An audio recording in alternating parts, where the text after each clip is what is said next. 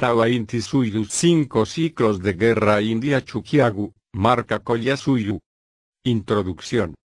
La obstinación por ver más allá de la oscuridad construida durante 500 años, para reunir los fragmentos de la biografía del pueblo andino, se apoderó de 10 años de mi vida, los transformó en esta obra. Nació en Amacuzac, Iztapa y Llano de Ánimas, pueblitos desapercibidos de México y Guatemala, de la penumbra de cuartuchos sin electricidad, con el petate, la quesana aymara, por mueble único. No es secreción retocada de bibliotecas ni quiero ver la matiz indigenista en debates intelectuales. No está dirigida a la minoría blancoide, dueña exclusiva y tradicional de toda comunicación escrita.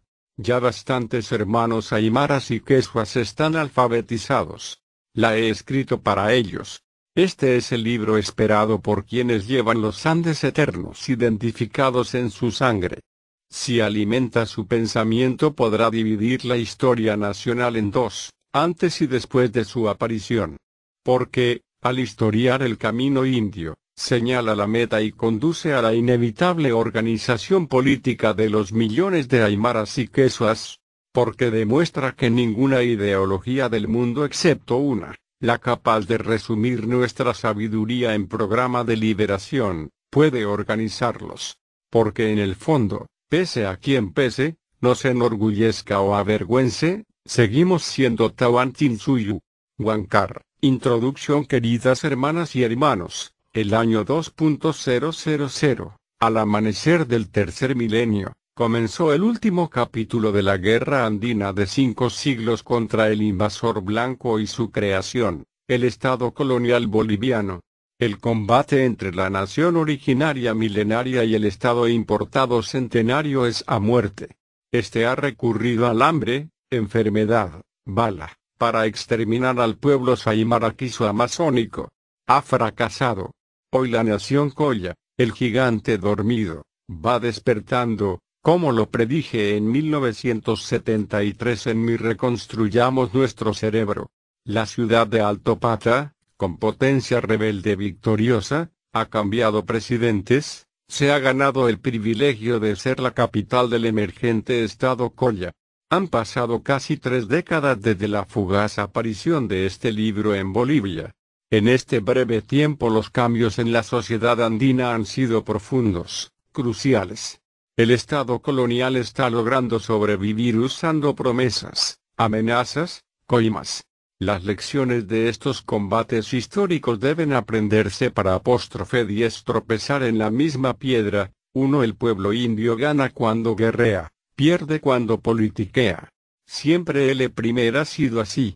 En 1825 no supo culminar su victoria militar con una victoria política institucional. Los caminos zigzagueantes de la politiquería criolla están llenos de mentiras, promesas incumplidas, contubernios, traiciones, amenazas, calumnias, cobardías, hipocresía. No conducen a la liberación del Collasuyu. Sirven solo para distraernos. 2. Frente a la insurgencia india el Estado boliviano va creando una costra indígena. La USA para engañar a la nación aymaraquizo amazónica, para hacerle creer que puede liberarse poco a poco, ocupando progresivamente espacios dentro del Estado colonial. Esto es falso. No se puede construir sobre la basura. Primero hay que limpiar los Andes, destruir la colonia, es decir destruir el Estado colonial boliviano, para comenzar a edificar nuevos Tiwanakus. 3. Una dirigencia india unipersonal, caudillista, es débil. Se rodea de enanos para evitar que le hagan sombra y se pone de rodillas frente al enemigo con facilidad. La demanda por esta obra me presionaba para imprimir la segunda edición boliviana rápido, idéntica a la primera. Pero no podía hacerlo. Durante las 3 últimas décadas la guerra india de 500 años se ha profundizado y ampliado dramáticamente. Por ello he añadido esta introducción y el último capítulo, Pachacuti. 1. La historia y la historieta. Durante más de 50.000 años éramos Collasuyu, luz, Civilización, cuna de culturas. Bien alimentados, no conocimos hambre. Sanos, no conocimos enfermedad. Sabiendo lo necesario para vivir bien, no conocimos ignorancia. Tampoco basura, codicia, tristeza, corrupción, locura, suicidio, desempleo, soledad, delincuencia, prostitución, masacres, huelgas de hambre, desfalcos, violación y asesinato de menores de edad y otras noticias diarias hoy. Nadie sabe las alturas de conocimiento civilizatorio, de perfección social que hubiéramos alcanzado en ese camino de crecimiento, sin prisa y sin pausa. Hace apenas medio milenio hubo un tropezón. Fuimos asaltados por los bárbaros barbados. Hoy sufrimos todos esos males traídos por el hombre blanco.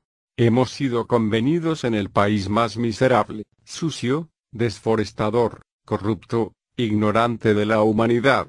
No le aportamos nada, excepto cocaína y récord de corrupción. ¿Cuál la explicación para este cambio tan brusco y radical? Hay dos opiniones. Para el indio la agresión del hombre blanco es la única causa, para el asaltante extranjero nuestra miseria actual es resultado y prueba de nuestra inferioridad racial. Occidente oculta su crimen disfrazándose de civilizador. Y puede hacerlo solo de una manera, tergiversando la realidad, suplantando los hechos con palabras pomposas y vacías como democracia, participación popular, interculturalidad, etc. La versión del español y de su el criollo, no es historia, es historieta. La palabra propia del pueblo originario es la historia. La historia es nacional, la historieta estatal. La historia es clandestina, la historieta es oficial. La historia es de la mayoría inmensa oprimida de la población. La historieta es de la minúscula minoría opresora. La historia es perseguida, la historieta homenajeada. La historia siembra verdad, base de toda civilización natural y de toda rebelión victoriosa. La historieta siembra ignorancia. Quien más la estudia menos sabe. Según ella, dos incas, Atahualpa y Huáscar, se disputaron el trono del imperio incaico combatiendo con ejércitos de miles de soldados, los cuales misteriosamente desaparecieron cuando menos de 2 docenas de criminales, acompañantes de Pizarro, capturaron, encarcelaron y asesinaron a Inca Atahualpa. Según la historieta reinaron apenas una docena de incas, es decir, el Tahuantinsuyo tendría una existencia de menos de 100 años antes del asalto.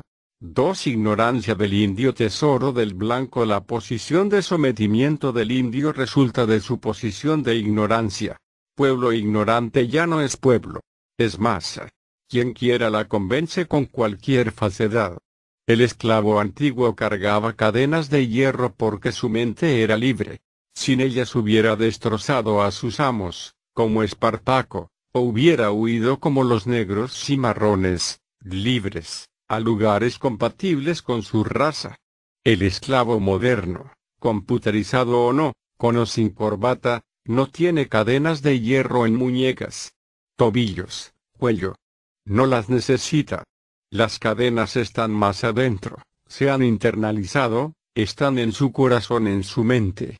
Él es su propio policía carcelero. Comida, ropa, religión, música, política, todo, lo decide su dueño gringo. El primer eslabón de la cadena esclavizadora actual es la ignorancia. Desconocerse es desapreciarse, es despreciarse. Conocerse, reconocerse, es autovalorarse, autoestimarse, superarse, quererse. Primera regla de salud. La colonia lo sabe. Ninguna persona ignorante puede ser libre. No sabe quién es, dónde está, qué quiere, qué necesita, quiénes son sus amigos y quiénes son sus enemigos. La educación oficial es proceso destructivo de la capacidad de pensar, crear, analizar, inventar. En resumen, fabrica ignorancia en guarderías, escuelas, colegios, institutos, universidades. El Estado tiene experiencia en oprimir a la nación. Lo sabe, Cuando el indio rompa la venda que le tapa sus ojos y vea su propia vida pasada tal como fue, todo será diferente. Desaparecerán complejos, mordazas. La masa escapa del libro, del conocimiento, como de una enfermedad mortal. Protege, preserva celosamente su incultura, como la lacra social defiende su mugre. Quien lee muchos libros aprende, amplía el horizonte de su sabiduría comparando diferentes puntos de vista. Quien lee un solo libro, y peor extranjero, no se libera, se entrega, se esclaviza. No aprende, olvida, no amplía su horizonte mental, lo estrecha y convierte en un callejón sin otra salida que el suicidio cultural. La Biblia de la secta es la prueba. El japonés lee 50 libros como promedio por año. En consecuencia es libre y próspero. Jehová y Marx en los Andes hacen estragos, aprovechan, se alimentan de la ignorancia. Pero no pudieron avasallar al Japón porque allí hay conocimiento. La edición japonesa de Tawa Inti Suyu se agotó muy rápido. Mi libro escrito para las poblaciones andinas y desconocido por estas, fue más leído en Japón. La dependencia se rompe con la verdad. La opresión se mantiene con la mentira. ¿A quién le interesa expandir la ignorancia?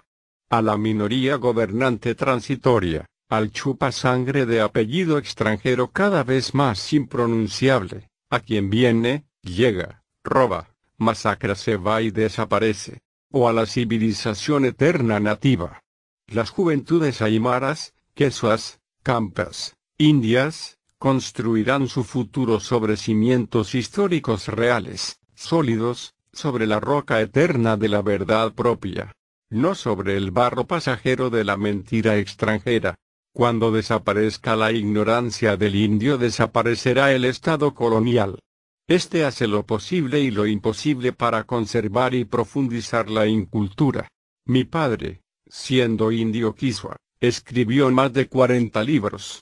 Es sin lugar a ninguna duda el escritor boliviano más productivo. Y es el escritor más silenciado y ocultado por Bolivia. En el exilio, México, impactado por el rotundo fracaso de la guerrilla del Che en Ñancahuazú, donde no logró reclutar un solo combatiente, escribí una carta a la dirección del Ejército de Liberación Nacional, ELN. El análisis táctico se profundizó, se volvió análisis estratégico, luego político y finalmente doctrina. Así nació mi libro Ideología y Raza en América Latina.